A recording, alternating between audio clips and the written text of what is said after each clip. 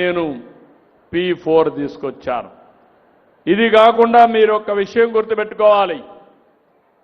ఒకప్పుడు నేను ఇప్పుడు భూముల విషయం మాట్లాడితే మీరందరూ చప్పట్లు కొట్టారు. చాలా దుర్మార్గాలు జరిగాయి. మామూలు కాదు.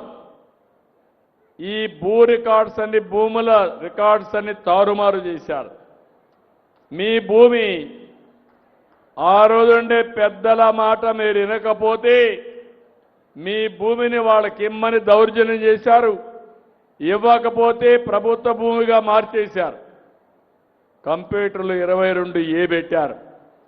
మీరు చూసుకునే లోపల అది ప్రభుత్వ భూమి అయిపోయింది. ఈరోజు లిటిగేషన్లో పడిపోయింది.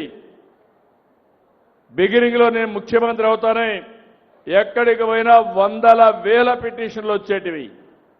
ఏంటని చూస్తే అందరూ మా భూమి పలాయన కొట్టేశాడు, 1122A కింద పెట్టాడు, విభేదాలు వచ్చాయి, మీరు ఎట్లా పరిష్కారం చేస్తారో చేయమని బాధపడ్డారు.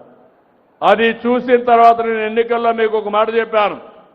ల్యాండ్ టైటిలింగ్ యాక్ట్ రద్దు చేస్తానని చెప్పి మొదటి సంతకం పెట్టి రద్దు చేసేశాను. మళ్ళీ మీకంతా సర్వే చేస్తున్నాను. నేను ఒకటే మీ అందరికీ హామీ ఇస్తున్నా. ఈ నెల 9వ తారీఖు కూడా మళ్ళా నేనే వచ్చి ఇస్తున్నా. 3 సార్లు ఇచ్చాను.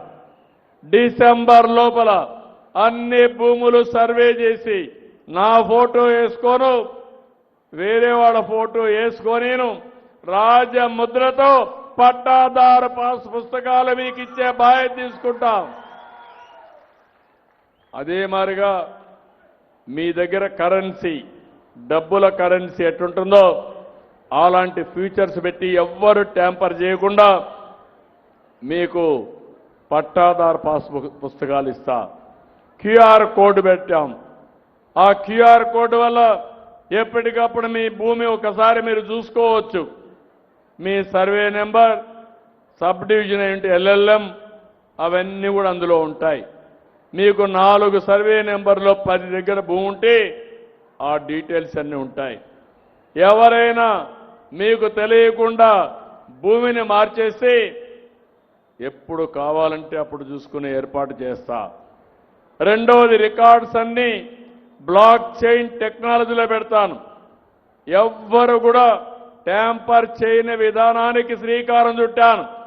ఒకవేళ ఎవరైనా ట్యాంపర్ చేస్తే ఎవరు చేశారో కనుక్కొని వాళ్ళని కఠినంగా శిక్షించే వ్యవస్థకు శ్రీకారం చుట్టాను.